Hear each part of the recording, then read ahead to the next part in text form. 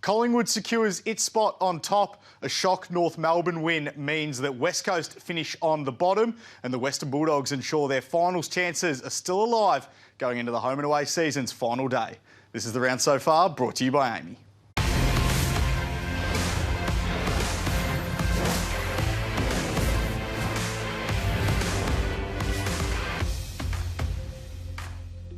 This is the round so far, brought to you by Amy. I'm Riley Beveridge. This is Kane Corns. Kane, it's been another dramatic week of footy. Let's start at GMHBA Stadium. That's where we'll find our big story. The Western Bulldogs just managing to keep their season alive. They did. It was on the back of their last quarter. There's Tim English. He went forward. Actually, Rory Lobb started the last quarter in the ruck and was pretty solid. Lobb, probably his best game for the Dogs this year.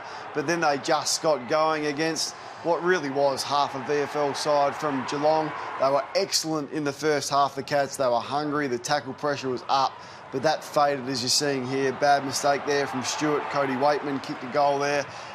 So, I mean, that was what we thought was going to be the case with the understrength side Geelong had picked, and a lot of their stars, in fact, most of their stars not there. And in the end, the Bulldogs got their game going late.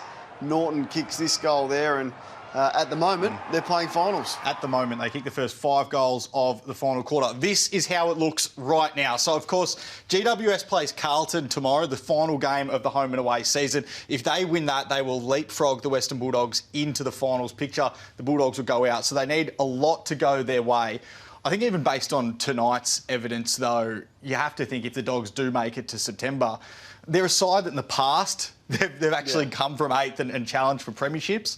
But they just don't look like it at the moment, do they? They don't deserve it. They do not deserve to play finals. That's the reality of it. They would be lucky to get there, and it'd be disappointing if the Giants can't get it done tomorrow because they're a much better side. And Carlton's changed a lot of its side as well. 100%. And the Giants play a much more finals-like game than what the Dogs do, which is disappointing. What is it, 4 out of the last 5 years that the Dogs have relied on the last game to get them into the finals or not, and that'll be the case again tomorrow. So, as I've said all year, they've wasted what is a great list. Who knows if they get there?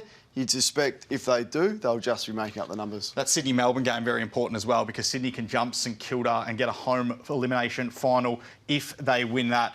Ollie Henry nearly took Mark of the Year. He's waited all year to do this. This could have been Mark of the Year. An incredible moment here. He just stayed up there. Oh, how about it? Hasn't been a great year for high-flying marks. That would have been as good as Mark as we've seen in the last 20 years. He just sat up there and didn't come down. Look at the sit he gets on lob, and he just stays there. He just stays in that position. But wonder how he's feeling, Riley, leaving Collingwood, because he was a little bit homesick. An hour away, his side misses the finals. He'd be pretty important, you'd think, for Collingwood with the way that their forward line sets up next week of their push for the premiership. So, I mean, they're the sliding doors moments that some players make. Certainly. Let's head to the Gabba now, where Brisbane were challenged throughout this game by St Kilda, ultimately ended up winning and booking themselves a top 2 spot. Yeah, they were challenged. You look at the scoring shots there, though, 27 to 15. I mean, it was a pretty dominant display from all of the stats and the vital stats. But what the Saints do is they defend really well and they make it hard. They started the third quarter really strongly.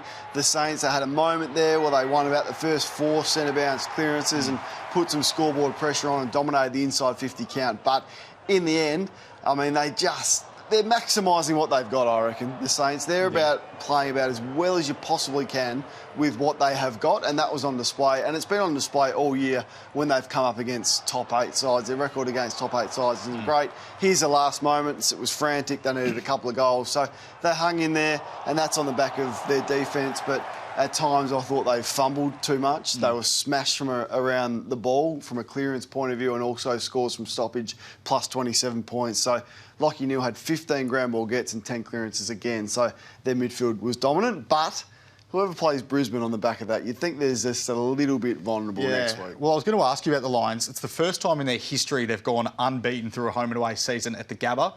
They're also 7-3 against the top 9 this year, which is the best record of any team against the top 9. So you'd have to think if they play 2 finals at the Gabba, they're looking really good for a grand final spot. Which we said last week. I mean, they should not miss the grand final day from here. They just shouldn't with that record you're speaking of. And once again, we speak about talent in lists. They've got as much talent as any team. It didn't come together tonight, and it hasn't always come together throughout the year. But if it does, at home, in a final, look out. Now, Josh Battle was substituted out of this one at halftime with a concussion. A couple of interesting points here. So the Saints, we don't think they'll play a Thursday night final, which means he should be out of the protocols. But does Eric Hipwood have anything to worry about? I wouldn't think so. I mean, we can slow that down as slow as we like and you can try and make something of it. But in the end, that's just a collision that happens in a game. I don't think he's deliberately tried to bump. I think it's in the contest. There he is subbed out. Took them a while to sub him out. Yeah. Have the Saints got us please explain on the back of what happened to Port Adelaide a few weeks ago? I'm not sure. So Ross Lyon said afterwards that he passed the SCAT test and then felt a bit crook at half-time, and that's when they took him out. So obviously I don't know the full details around that just yet, but we'll have to see. So as we mentioned, Brisbane secured itself a top 2 spot on the ladder. Port Adelaide, if they do beat Richmond by 500 points, might beat them, but at the moment that's what it looks like. Melbourne, it should probably be Collingwood-Melbourne and then Brisbane against Port in the first week of finals. Yeah, I think that's the way it's looking, and that's the way that Melbourne would want it. They'd much rather play Collingwood, who they've beaten this year at the MCG, and not have to travel, more so than go to Brisbane. So we'll wait and see what happens with that Port Adelaide and Richmond game, but perhaps Melbourne might need to manipulate that result if something shocking happened at the Adelaide Oval and Port Adelaide were to lose. All right, let's get to our Amy Clangers now. Who covers Clangers? Amy does. We'll start with Marby O'Chol. Trying to eat is it a killer python? Is that what we call them these days? Looks like it's just a little snake, just an Allen snake. Absolutely taken off him by one of the substrators then. And he ate it. Here's Dangerfield. Isaac Smith had a very fun night and he was carrying on in his last game, and that's what happened after Dangerfield kicked that goal on three-quarter time. But what a character he's been. Congratulations to him. This was old Joe Danaher. We've praised him throughout the year about his kicking and his form, but this was top of the goal square.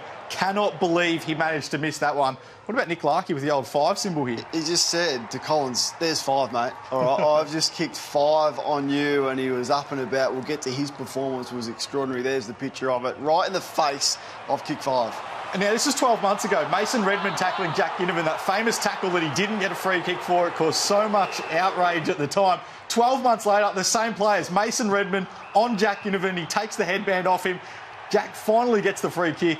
And have a look at Craig McRae's reaction Same here. spot of the ground, same 2 players, exact same tackle, and McRae rightly says, we can get a free kick. He's been harshly treated for far too long. Yeah. When the free kick is there, pay it, regardless of who the player is. We'll get to Ginnivan shortly, but he was enormous. Let's get to him right now, Kane, because it's going to be one of the more intriguing final selection calls going into that qualifying final, which is likely against Melbourne. As we said, he kicked 3 goals on Friday night, 3 goal assists. Does he keep his place?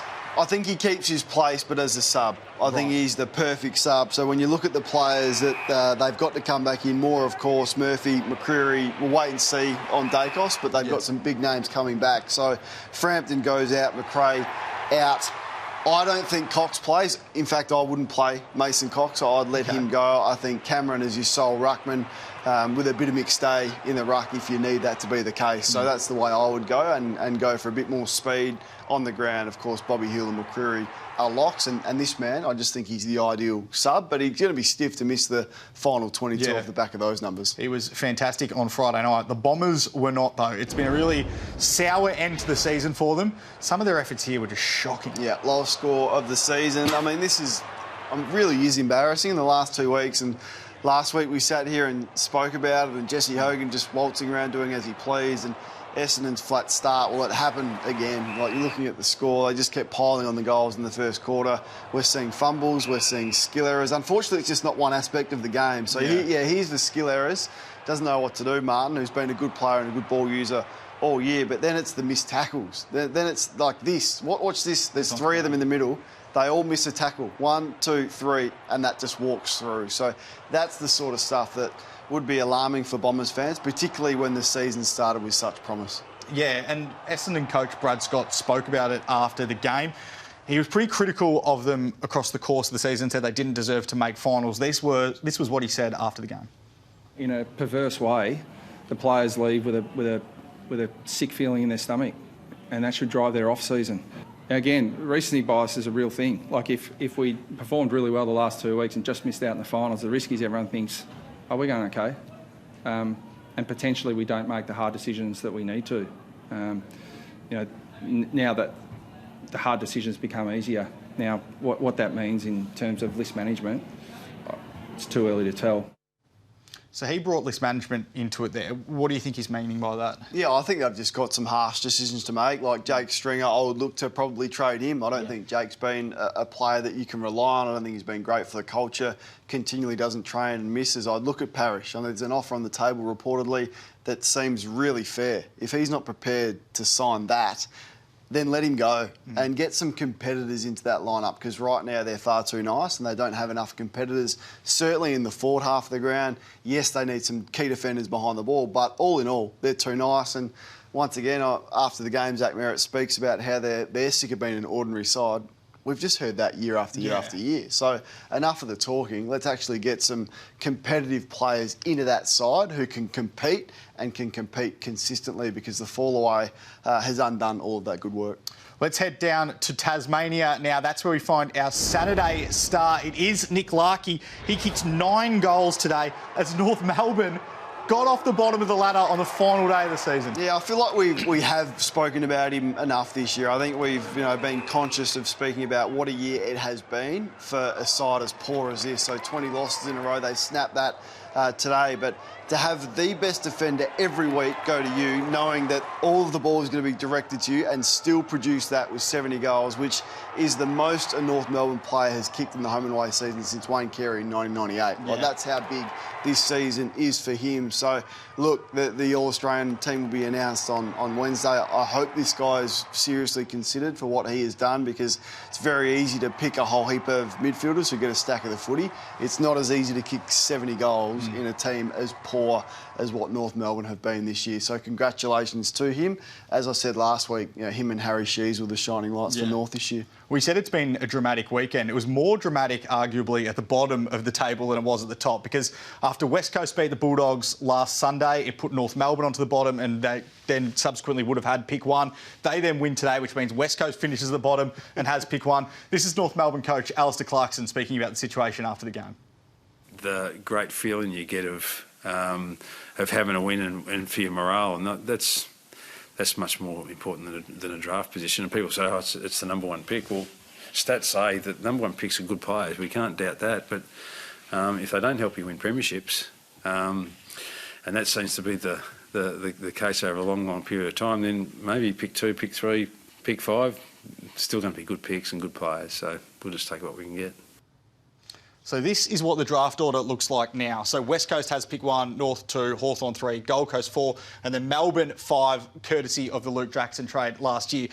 What it does is it doesn't necessarily just give West Coast pick 1 and put him in box seat to get Harley Reid, but they lose a bit of leverage in trade talks, because if Ben Mackay had have departed the club and they had had picks 1 and 2 as a result of that, what it would have meant was that West Coast, who obviously would like to get Dan Curtin, you'd think, the West Australian, would have probably had to trade up to get him, and it would have put North Melbourne in an even stronger position. So there's so many ramifications of this just one result across the course of the season. Yeah, but they've just got to get it right. Whatever happens, look, I tend to agree with him there. Like, you can't guarantee that pick 1 is going to be the player, and it's a shocking look if you start throwing games. I know there's a counter view to that, and some people are really strong that under no circumstances should they have won that. I'm not necessarily in that belief.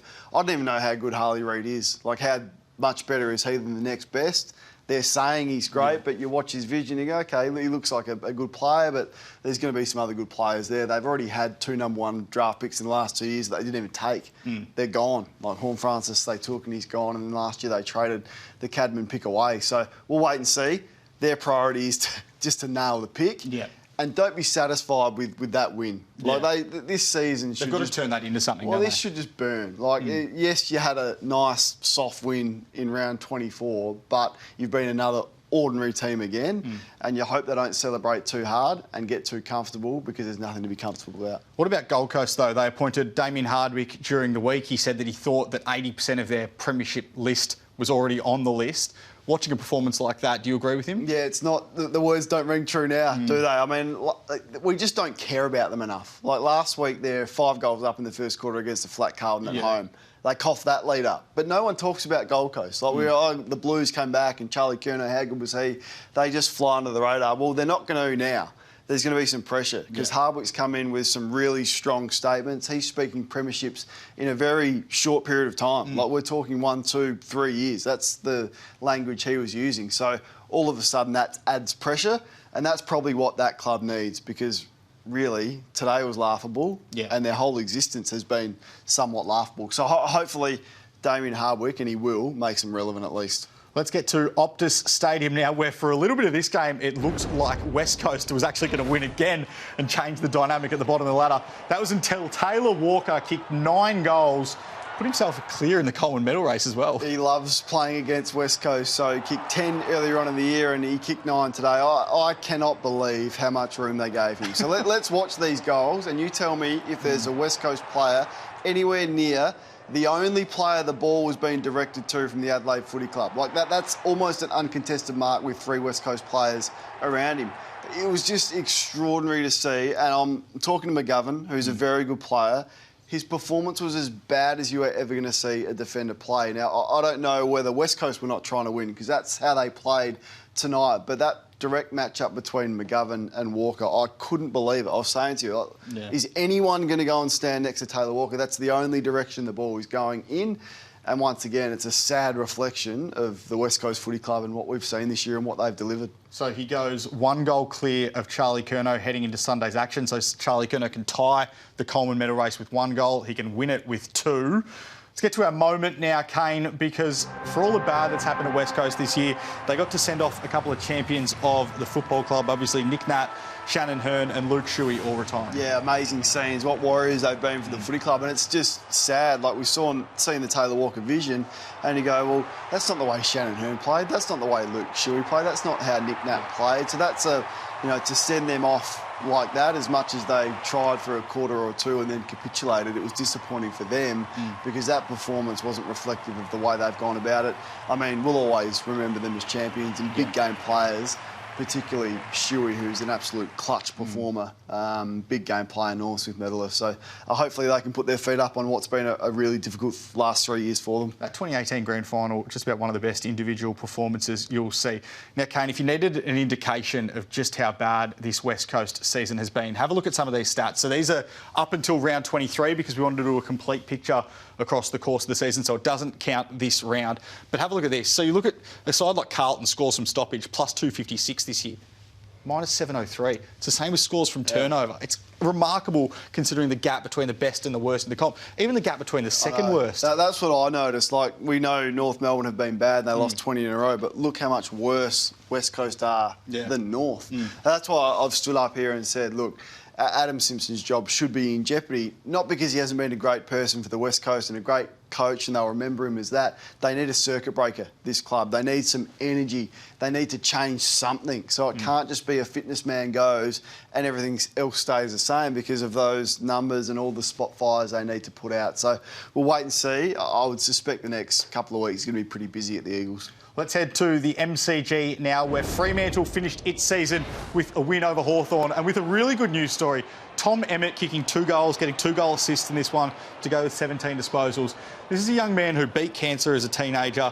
He was told he was never going to run again when he hurt his Achilles at 18. How's that kick? He then went into the Sandful, played for Sturt, gets drafted as a 21-year-old, earns a couple of games late in the year, and he's actually been really good for him. I like him. What he's got speed and he's got power in the front half of the ground. So, I don't know, is there a bit of McCreary about him? Like, just genuine speed and power and a good ball user. We saw that today. So, I mean, that's been the positive for Fremantle. And that's what they need. They need a bit more. I mean, they're a very young side, but to add some speed in that forward half so they can bounce back up the ladder next year with a core group of young players that I really like at the Dockers, and I think they can do that. So, yeah, it was good to see. It's a great news story, and his resilience is inspiring. All right, let's head to our remaining round 24 fixtures now. It starts with Port Adelaide against Richmond at the Adelaide Oval. Sydney and Melbourne, that's got repercussions in terms of who gets home finals. And then Carlton and the Giants to finish off the home and away campaign. GWS needing a win to make finals. Do they win, Riley? You've given me hard questions all year. Do they win? I reckon they do, simply because Carlton's made a lot of changes to their side. They've been good over a long period of time. It's interesting, though, isn't it, last year? Because last year the Western Bulldogs needed Carlton to lose the last game of the season to make finals. This year they need Carlton to win the last game of the year to make finals.